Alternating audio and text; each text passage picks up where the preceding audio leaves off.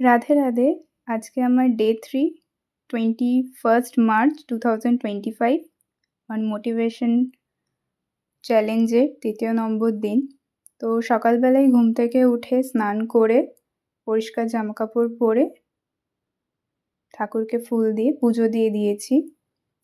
সকালটা ঠাকুরকে দিয়ে শুরু করলে সত্যিই সারা দিনটা খুব ভালো যায়, মাইন্ডটা ফ্রেশ লাগে। তো এখন অফিস যাব, অফিস থেকে আসার সময় জগন্নাথ মন্দির ঘুরে তারপরে বাড়ি ফিরব।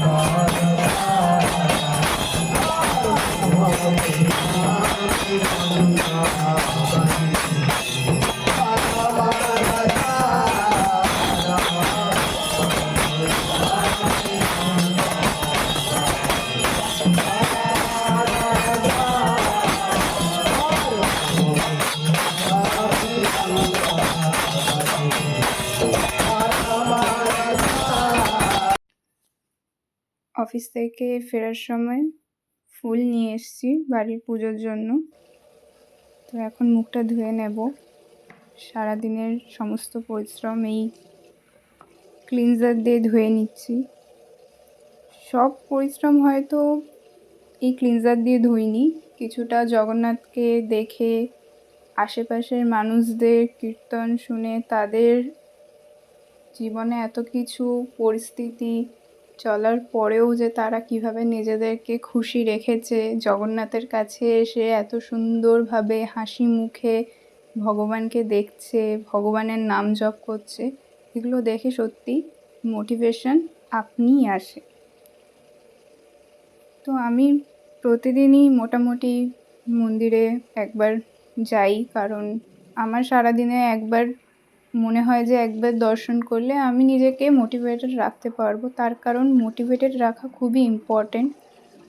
জীবনে একটা লক্ষ্য না থাকলে পরের দিন সকালে ঘুম থেকে উঠে অফিস যাওয়ার মোটিভেশনটা সত্যিই আর পাওয়া যায় না। তো সেটার জন্য এটা দরকার। তো আজকে আমার যেহেতু 3য় নম্বর দিন, আমি আমার যা যা কাজগুলো আছে সেগুলো আমি কমপ্লিট করব। আমাকে লাস্ট ভিডিওতে বলেছে যে আমি যে গীতাটা পড়ছি সেটা আমি যেন একটু বিস্তারিতভাবেই বলি যে আমি কি পড়লাম। আমি আগেই বলেছি আমি এখন ইন্ট্রোডাকশন পার্টে আছি। তো ইন্ট্রোডাকশনে আমি যা যা বুঝতে পারছি সেটা আমি তোমাদের সাথে একটু হলে শেয়ার করব। তোমরাও জানিও যে তোমাদের কি কি ভিডিও চাই আমার দিক থেকে, বা তোমরা আমার কি কি ভিডিও দেখতে চাও আমাকে কমেন্টে জানিও। আর নিজেদের খেয়াল খুব ভালো করে রেখো। আজকে বৃষ্টিও হচ্ছে, সবাই ব্যাগে ছাতাটা ক্যারি করো। আজকে অনেকেই আছে যে এমনিই বেরিয়ে পড়েছে অফিস থেকে ফেরার সময় ছাতা না নিয়ে ভেজা মাথায় বাড়ি ফিরছে। এটা করো না, ছাতাটা ব্যাগে রেখো সঙ্গে। তো আমি আজকে আমার যা যা কাজ করছি মোটিভেটেড লাইফের চ্যালেঞ্জের মধ্যে, সেগুলো আমি করে নেব। আচ্ছা, হিসেবের খাতাটা বের করে নিচ্ছি। প্রত্যেকদিন এত হিসেব করার পরেও আমি কিন্তু হিসেবে ভুল করি, আর সেটা আমি তার পরের দিন সকালবেলা অফিস যাওয়ার সময় কাউন্ট করতে করতে বুঝতে পারি। তো আজকে একদম ঠিকঠাকভাবে ক্যালকুলেটরে ক্যালকুলেট করে আমি বসেছি। তো আজকে কোনো ভুল করব না। 2 দিন ভুল করেছি, আজকে ডে 3 তে এরকম ভুল আমি করব না। সো আজকে ঠিকঠাক করে হিসেবটা লিখে নেব। তো আগের দিন আমি একটা 10 টাকা লিখতে ভুলে গেছিলাম, সেটা আজকের কাউন্টে আমি লিখে নিয়েছি। আর আজকের কাউন্টটা একটু বেশি খরচ হয়েছে, তার কারণ আমি প্রত্যেকদিন অফিস যাওয়ার সময় কিছুটা ডিস্টেন্স নিজে একটু হেঁটে যাই, বাট আজকে হাঁটা পসিবল হয়নি। আর ফেরার সময়ও হাঁটাটা পসিবল হয়নি, তার কারণ বৃষ্টি পড়ছিল। আমি 30 মিনিটের উপর একটু হাঁটার অভ্যেস করি, তো আজকে হাঁটাটা হয়নি। আচ্ছা, এবার টু ডু লিস্টে আজকে আমি লিস্টটা বানিয়ে নিই। আজকে মোটামুটি সব কাজগুলোই কমপ্লিট করেছি, পুজো দেওয়া। আচ্ছা, অফিসের টার্গেটটা কমপ্লিট করতে পারিনি, তার কারণ আমি একটা অন্য কাজে ব্যস্ত হয়ে পড়েছিলাম। বাকি সব কাজই কমপ্লিট করেছি। তো আজকে কালকের জন্য, মানে 22 মার্চ 2025 এর জন্য টু ডু লিস্টটা আমি বানিয়ে নিই। কী কী লিস্টে থাকতে চলেছে ঠিকঠাক করে বানিয়ে নিই। টু ডু লিস্টে আই থিঙ্ক আমি কোনো ভুল করিনি। তো চলো, ফার্স্টে মর্নিংয়ে পুজো তো দিতে হবে, তো পুজোটা আমি লিখে নিই। তারপরে আমার কাজ আছে, কাল যেহেতু শনিবার, তো উইকটা শেষ হতে চলেছে। তো ফুল বাড়ির জন্য কিনে আনতেই হবে, তার কারণ কালকে শনিবার, রোববারের পুজোটা হবে। আর আছে, যেহেতু শনিবার, আমি শনিবার মা, বাবা, দাদা আর বৌমনির জন্য কিছু খাবার নিয়ে আসি। হেলদি স্ন্যাক্সের মধ্যে মাঝে মাঝে ভুট্টা নিয়ে আসি, মাঝে মাঝে বাবা নলেন গুড়ের মিষ্টি খেতে ভালোবাসে। আমাদের এখানে একটা মিষ্টির দোকানে খুব সুন্দর ওই সন্দেশটা বানায়, ওটাও আনি মাঝে মাঝে। আর দাদা বৌমনি ভুট্টা খেতে ভালোবাসলে সেটা নিয়ে আসি। এখানটায় একটা ছোট মেলাও বসে, সেখান থেকে মাঝে মাঝে জিলিপি নিয়ে আসি, মালপোয়া নিয়ে আসি। তো কালকেও কিছু নিয়ে আসবো ফ্যামিলির জন্য। সারাদিনে অফিস, মন্দিরের পরে যাকে আমি টাইম দিই সেটা হচ্ছে আমার family. Family is very important for my লাইফের মোটিভেশনের যদি সেকেন্ড পার্ট কেউ বলে, তাহলে সেটা হচ্ছে ফ্যামিলি। প্রথমে যদি ভগবান আসে, ভগবানের পরেই আসে নিজের মা, বাবা, দাদা আর বৌমনি, কারণ এরাই আমাদের পরিবার। তো তোমরাও কিভাবে তোমাদের এই উইকটা শেষ করলে সেটা জানিও। আপাতত কালকে সবগুলো কাজ কমপ্লিট করে আমি আমার এই উইকটা কমপ্লিট করব। তো তোমরাও জানিও তোমরা কিভাবে কাটালে উইকটা। তো সব কিছু ভালোভাবে নোট ডাউন করা হয়ে গেছে, মাথার মধ্যেও নোট ডাউন করে নিয়েছি। তো এবার সব কিছু গুছিয়ে নিলাম।